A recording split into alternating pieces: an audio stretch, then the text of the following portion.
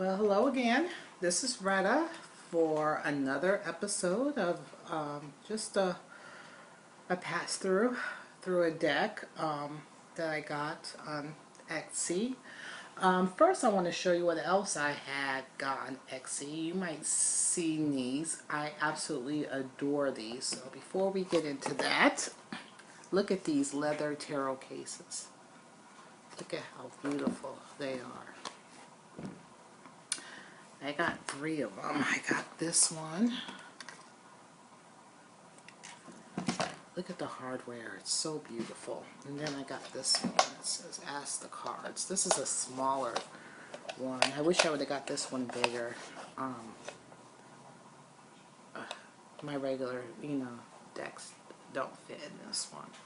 She says the Rider Waite fits in there, so I'll have to, see what I have to fit in there, but it says Ask the Cards.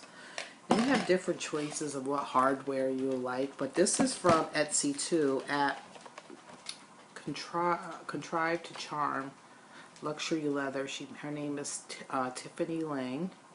So there you go. I'll put a link down at the end of the video on the bottom, just in case if you're interested. They're a little pricey, but I think for handmade leather, this will last a lifetime. Look at the details. It's just so beautiful. I think she said she made this one specifically for the Wild Unknown Tarot. I'm trying to get her to make a red and black one like this for the Mary L Tarot. She has to make a pattern for it, so she said it'll take her a while because the Mary L Tarot is so big. But I'm gonna get another Mary L Tarot deck, so I'll have 2, so I can cut one and leave one in my collection. Alright, so that's the enough of this. Alright, so this is the Incidental Tarot deck. This is made by, what's her name? Let's see. Holly DeFont. You can get it at Etsy or the incidentaltarot.com. I guess she says, don't let the name Incidental fool you. The images on this deck are profoundly rich and unique, ranging from unconscious archetypes to carefully constructed traditional esoteric images arising from a daily art making challenge. This included, the Incidental Tarot will inspire you and speak into your own intuitive fire. So I like this deck. I like the artwork, I have to admit. I haven't really used it. I collect a lot of decks, but I'm like still my favorite deck still is the Thoth, and I've been working lately with the Illuminati Tarot and the Journey into Tarot. I did a video on that one. And the Tarot de St. Crux is the ones I have been using a lot of. So, some of them I plan on using this one. I just haven't. It's a different deck. She uses different names for the decks. There is no guidebook. Or is there? Yes, there is a guidebook. Hold on. Sorry about that. Here it is. Here's the guidebook to it. So if you see, it's a regular size. I bought the set. And if you see, it's a pretty good size, guidebook. It has the pictures. They're not in color, but she has them. So, and it's, how many pages is it? So it's a pretty good guidebook. And she has spreads. Let's see. Oh, it's over 200 pages. So there you go. I forgot that there was a guidebook for this. So there you go. I don't know why I forget. I think there was another review I did, and I forgot to put, oh, my steampunk tarot. It has a book like smaller than that, thinner than this, but a book like this for that. So I haven't read it. I'm not gonna lie, because I haven't.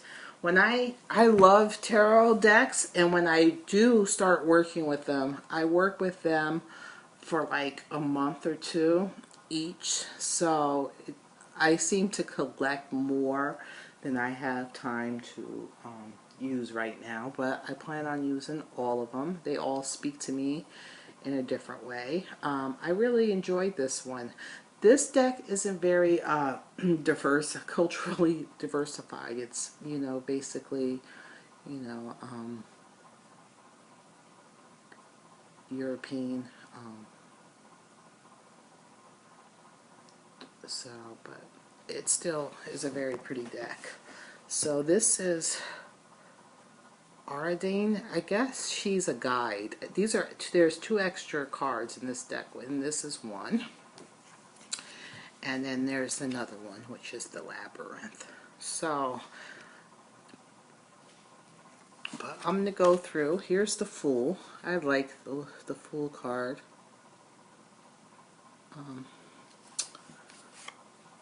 Instead of the Magician, she has the Red King. So I can't wait till I read the book and really see, you know, her thoughts and what made her create these decks and pick these images and create these images. So here is the High Priestess. The artwork is beautiful. Look how clear it is. I love the Empress, the Bounty Harvest. She's pregnant. The Cathedral. Well, that's not next. I think that's supposed to be the Hierophant. But there's the Cathedral. I think I don't have those in order. I'll have to look through. Hopefully I'm not missing one.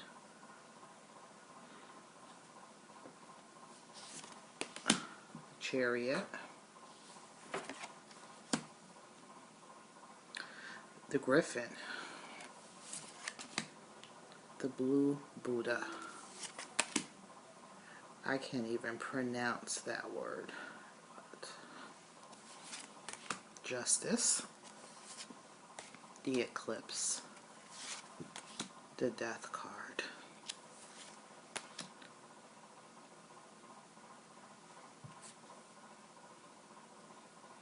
What? The Chimera. The Phoenix.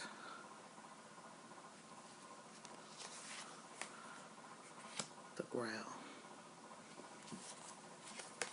The Moon. The Sun.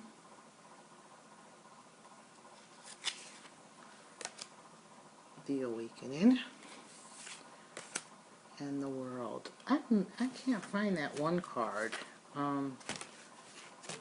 What was that for? I'm gonna have to look through the book to see. The World. She has the arrows. So here's the Arrow King.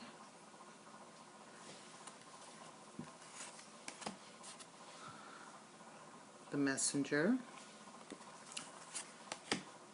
The Arrow Queen. So she calls the pages the Messenger. Here's the Arrow Queen. And then she calls the Knights the Archer. And here's the 10. So the pip cards are pretty, you know, standard pip cards.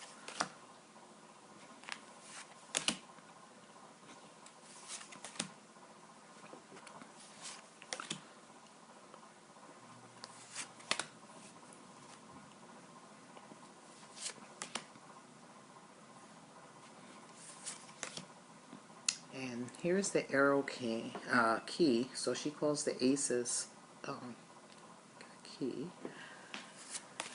So the Rose key. There's the Empire. the Emperor. I thought I was missing something. And the Muse. So I don't know what the Muse is. There's a few extra cards. Here's the Muse. And, oh no, the Muse, I'm sorry. The Muse is her page. So there's the Muse, and then the Bard, that's the Knight. Sorry about that. Here's the Rose Queen. Look at how pretty that is. Here's the Rose King. The Two of Roses. So the pips are, you know, pretty standard, plain pip. The roses. 8, the 7, the 6, the 5, the 4, the 3. Okay, here's the Builder, so that would be the Knight. The Steward, which would be, you know, the Princess. Okay, here's the 4. These are the Oaks. So, these are the pips.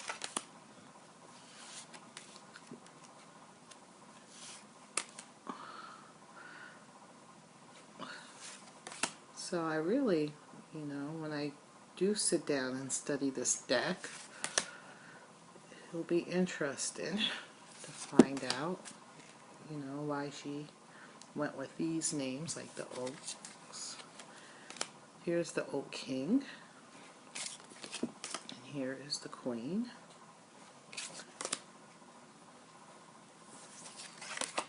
Here is the Quill King. And the Quill Queen. The Alchemist, which will be the Knight. And the Oracle, which will be the Page. So here are the quills.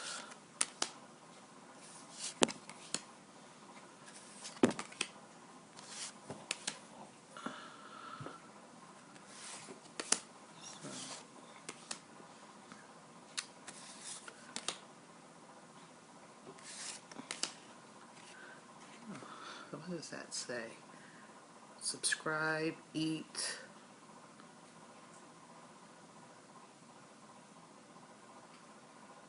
I don't even know. I can't read from there. So, the Quill Key.